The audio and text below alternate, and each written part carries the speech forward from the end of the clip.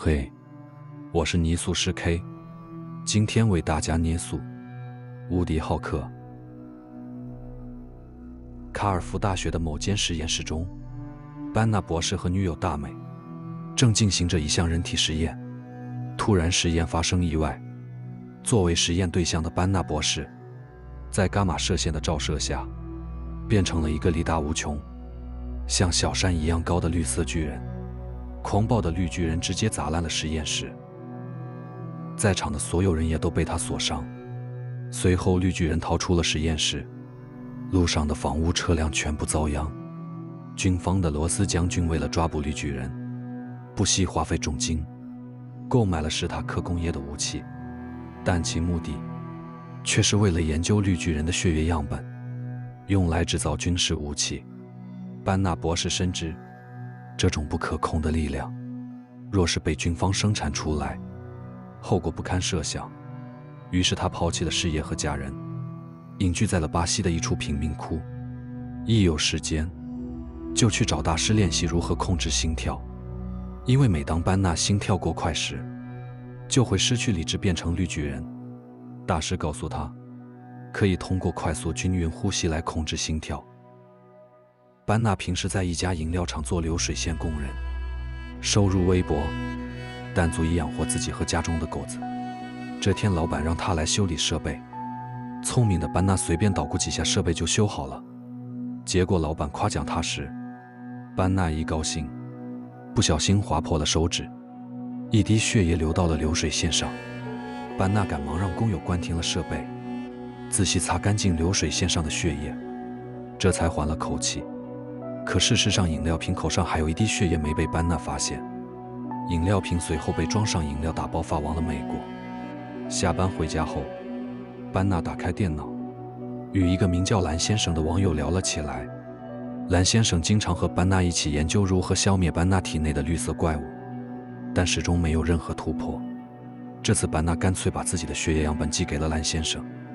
此时那瓶混了班纳血液的饮料恰好被老李头买到，喝了以后发现这饮料比他想象的更带劲，最终老爷子被定为伽马中毒。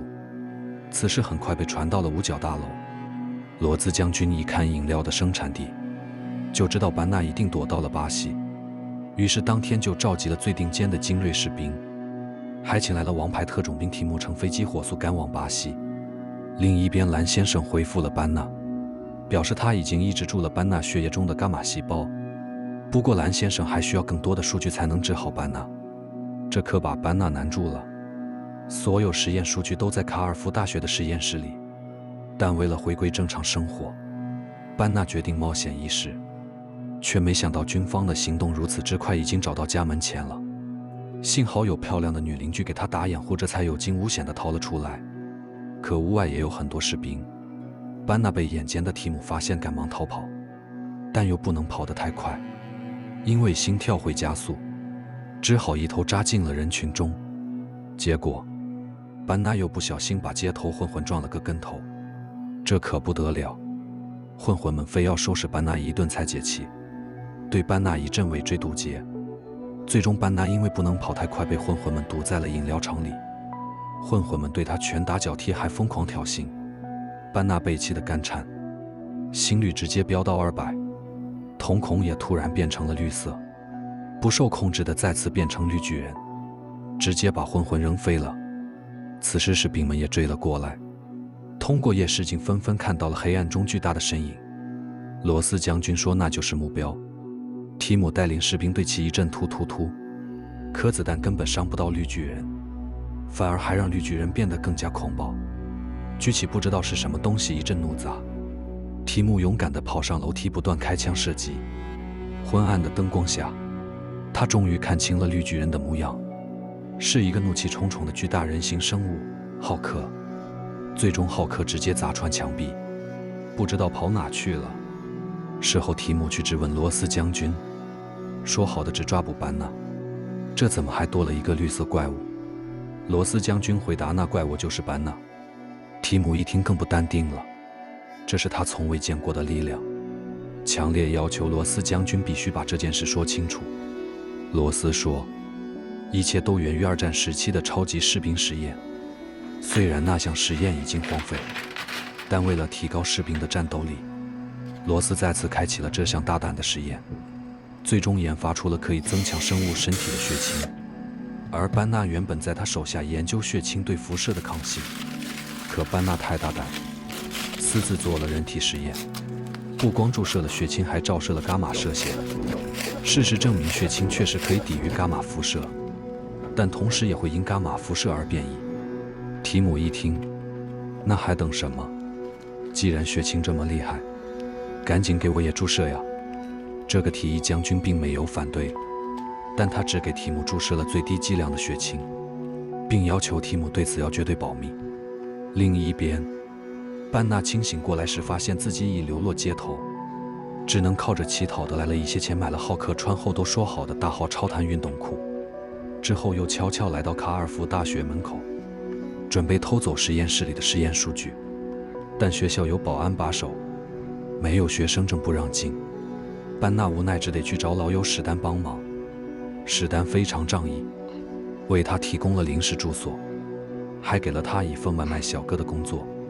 班纳第二天就以送外卖为由进入了学校，还贿赂了保安一块披萨。保安一个眼神让他快去快回。班纳来到实验室后，发现实验数据全都没了。兰先生表示没有数据就帮不了他。班纳无比失落，只得收拾行李继续逃命。刚准备和老友史丹告别，正巧大美下班过来吃饭，开门瞬间与大美对上了眼，但班纳马上就离开了。他躲在垃圾桶后面，不想把大美牵扯进来。大美知道自己绝对没有看错，急忙开车追了上去。此时班纳正孤独地冒雨走在大街上，见大美追了上来，再也抑制不住内心的情感。时隔数月未见面的恋人终于再次相拥。大美把班纳带回了家。令班纳意外的是，大美把实验数据全都拷贝了下来，这让班纳又重新燃起了希望。只是他马上又要和大美分开了，这里对班纳来说并不安全。在大美的强烈要求下，班纳答应他可以送自己到车站。第二天两人路过学校时，大美恋恋不舍地帮班纳整理好衣物，班纳却发现暗处躲着几名士兵。糟糕，军队又来抓他了！班纳撒腿就跑，被众多士兵堵到了一座天桥上，还冲他发射了2枚催泪瓦斯。惊慌之中，班纳开始心跳加速，逐渐失去理智，再次变成了绿巨人浩克。浩克一出现，英勇的士兵们全都被吓尿了裤子。一辆配有大口径机枪的悍马开始攻击浩克，结果浩克直接将其掀翻。又是一辆悍马袭来，这次浩克直接把悍马撕成了2半。提姆也端着榴弹枪冲了进来，与浩克展开了激烈对抗。注射了血清的他明显跟以前不一样了，但还是打不过浩克，被浩克一脚踢飞。这时，罗斯将军命令武装直升机开始进攻，却没注意到大美已经来到了浩克身前。危急时刻，浩克一击将其打落，并用自己的身躯保护大美免受爆炸伤害。在罗斯将军的注视下，抱着大美跑了。被浩克踢飞的提姆已经被送到了医院，他全身上下粉碎性骨折。罗斯将军看着病床上一动不动的提姆，估计是没救了。次日清晨，浩克已经变回了班纳博士。班纳联系了兰先生，觉得是时候跟他见一面了。兰先生把约见地点发给了班纳。来到约见地点后，发现兰先生竟然是格雷本大学的一名细胞生物系教授。而兰先生在见到班纳时也非常惊讶，一个蕴藏着如此强大力量的人，看起来竟然这么不起眼。另一边，罗斯将军再次来看望提姆时，发现提姆竟然痊愈了，显然是血清发挥了作用。为了让提姆能与浩克抗衡，罗斯将军又给提姆注射了更厉害的加强版血清。这次提姆不光身体变得十分强硬，就连骨骼也发生了突变。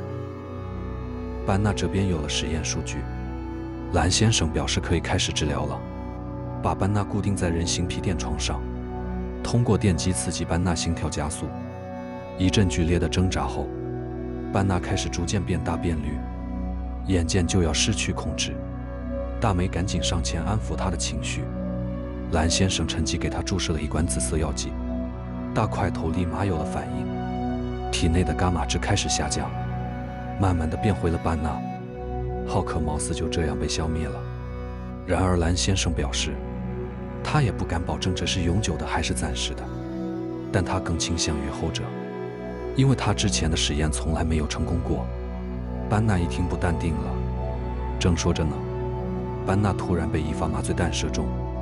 原来是之前班纳和蓝先生的聊天记录被神盾局截获，于是军方便根据聊天记录追到了这里。提姆最先冲了进来，中了麻醉弹的班纳毫无反抗之力，被提姆一个膊肘打晕后押进了罗斯将军的直升机。大美坚决和班纳站在一边，因此也受到了牵连。但在这时却又发生了意外，提姆突然掏枪威胁蓝先生把自己也变成与班纳一样的怪物。或许是加强版血清改变了他的性格，让他渴望力量，渴望再次与浩克战斗。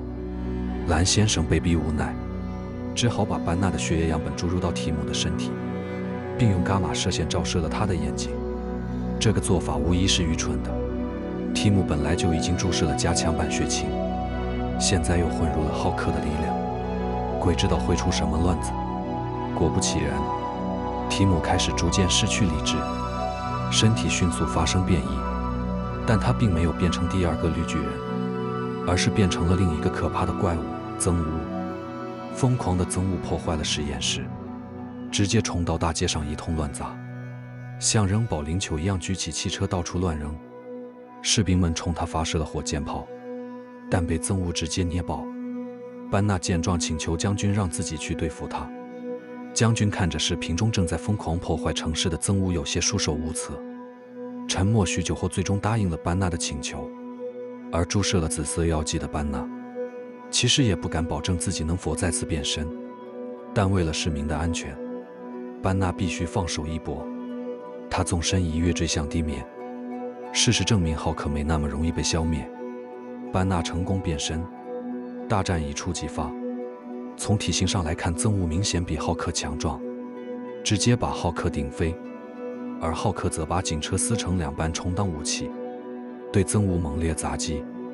罗斯将军也及时为浩克提供火力援助，却因此吸引了憎恶的注意力，转身就迎面向他们冲来。浩克及时跳出来阻止他，但直升机最终还是被憎恶硬生生拽了下来。再次来到地面，浩克被憎恶完全碾压。这时甩楼油的直升机着起了火，眼见大美陷入危险之中，浩克用尽全力挣脱憎恶，然后一巴掌把火扑灭了。这时憎恶拿起一根大铁链子，对浩克一阵暴锤，浩克则突然爆发了巨大的力量，使出了绝招。浩克出击直接把憎恶震倒在地，然后夺过大铁链子死死勒住憎恶的脖子。憎恶痛苦地挣扎了一番，最终被浩克打败了。